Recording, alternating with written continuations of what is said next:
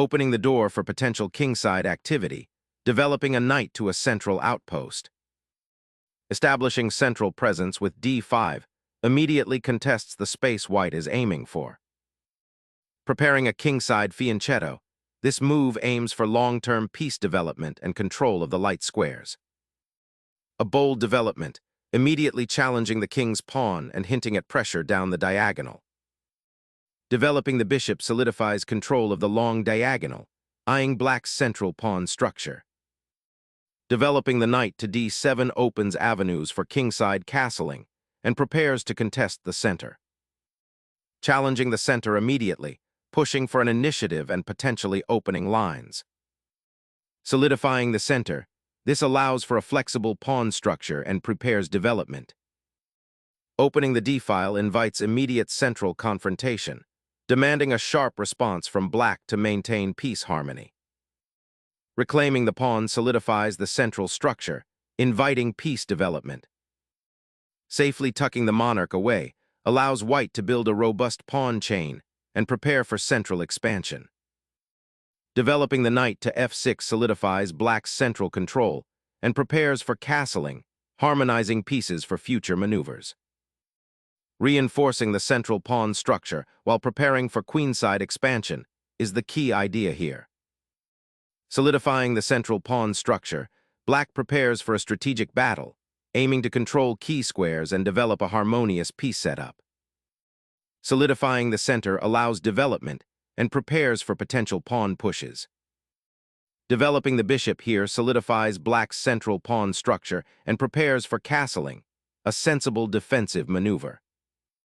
Challenging black's developed bishop immediately, white seeks to gain space and potentially open lines for kingside pressure. Retreating the bishop to h5 concedes valuable central space and weakens the light squares around black's king, offering white a clear positional advantage. Unleashing central pawn power, white challenges black's queenside pawn structure and seeks to dictate play. Simplifying the position by tucking the king away offers a moment of positional respite. Queen to c2 galvanizes the queen side and prepares for pawn advances while supporting potential sacrifices. Unleashing the knight towards the queen side, this maneuver aims to contest the central squares and potentially support nb3 outpost. Targeting black's queenside pawn structure opens up avenues for a kingside attack. Opening the center here invites immediate tactical fireworks, creating imbalances. Opening the d-file invites immediate confrontation and tests black's pawn structure. Challenging white's center with the queen, seeking tactical complications and attacking white's central pawn structure.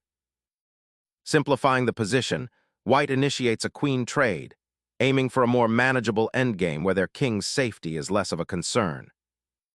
Seizing the central outpost with the knight, black aims to disrupt white's queenside development and create attacking chances. This bishop pin immediately challenges black's knight and aims to disrupt their central pawn structure. Forcing the bishop's hand simplifies the position, but relinquishes any lingering pressure on that diagonal. Developing the bishop to this square allows it to influence the d4 and c5 squares while preparing to contest the open c-file. Bold gambit, aiming for active piece play by sacrificing a pawn to disrupt white's development and open diagonals. Focusing pressure on the exposed knight with this rook repositioning is a tactical dive into the ensuing imbalances. Suddenly, the knight hops into a highly active central square, challenging white's pawn structure and eyeballing f2. Sacrificing material to seize the b-file presents an immediate tactical challenge for black's central pawns. Unbalancing the material count by capturing the knight allows black to achieve dynamic piece activity despite the pawn deficit. Unleashing the rook into the enemy camp creates immediate tactical threats and opens lines for king attack. Finally, a decisive recapture. This brings the knight into the heart of white's position, threatening a devastating checkmate. Securing the king allows white to launch a decisive pawn storm, aiming for the exposed black monarch. Re-establishing a central pawn presence with the rook's advance creates dynamic attacking possibilities. This exchange simplifies the position, initiating a likely queenless middle game with a material imbalance to navigate. Clearing the central file opens a crucial path for the rook, now poised to exploit the weakened kingside and potentially infiltrate the opponent's territory. Solidifying your central pawn structure aims to prevent any immediate counterplay black might conjure. Reclaiming the knight to a central outpost solidifies black's position, preparing for active piece play. Pushing the pawn here aims to gain space on the kingside, potentially forcing black's knight into a less active square. The bishop retreats, preserving its diagonal influence while potentially eyeing the weakened kingside for future operations. Reclaiming the d-file, white aims to pressure black's isolated pawn and open avenues for endgame advantage. Returning the knight to its starting square now aims to reroute it for better defense or potential counterplay. Repositioning the rook to the 6th rank immediately pressures black's weak pawns and begins to restrict their pieces. Challenging white's centralized rook now seeks to liberate the knight from its passive position and potentially create counterplay on the d-file. Asserting dominance on the central files, this advance challenges black's kingside structure and probes for weaknesses. The bishop retreats, seeking refuge from the immediate danger while preparing to contest the open files later. Re-establishing knight presence on the kingside, aiming to exploit potential weaknesses around black's now exposed king. Solidifying the pawn chain, this move fortifies the knight's position and prepares for a potential kingside push. Asserting control over central squares and initiating a potential kingside attack. Unleashing a pawn chain to reclaim space, this advance aims to disrupt white's central control and create counterplay. Initiating a flank pawn push to gain space and potentially open lines for the rooks. Opening the queenside for better pawn breaks becomes the priority. Securing the queenside expansion with a bold territorial claim. Reasserting the knight's influence in the center promises to unlock the blocked central pawns. Securing the king's safety becomes paramount as the pawn structure crumbles. Reasserting central influence, the knight repositions to pressure white's isolated pawns and prepare for potential pawn advances. Centralizing the monarch injects much-needed life into white's position, aiming to support the central pawns and prepare for eventual pawn advances. Shifting the monarch towards the center prepares for the middle game grind, aiming for greater activity. Unleashing the rook forces black's king into a cramped defensive posture, consolidating white's newfound space. Relocating the bishop to the queenside aims to free the knight and potentially support a pawn advance, but it offers little immediate impact on the central struggle. Snatching the pawn opens a decisive path for the rook to penetrate and exploit the weakened queenside. Probing for weaknesses, black prepares to activate the rook and potentially challenge the open file, aiming for greater activity. Dislodging that rook immediately creates central pressure. Dislodging that rook from its attacking outpost is paramount, aiming to restore equilibrium.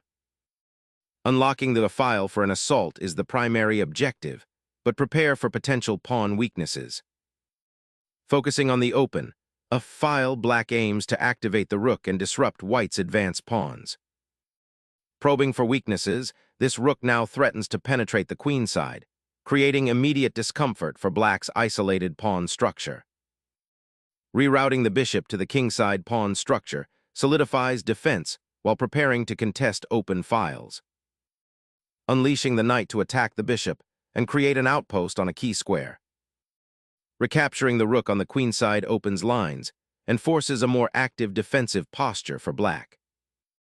King hunt potential ignites as the knight jumps forward, forcing a crucial response and opening avenues for attack.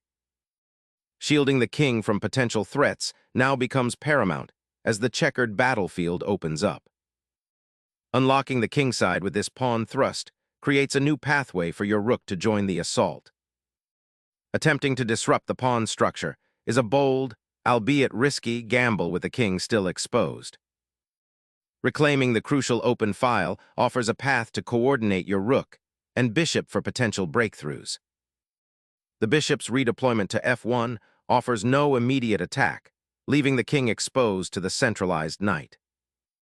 Re-establishing the knight's outpost on d5 immediately threatens the isolated pawn on c5 and prepares for further infiltration.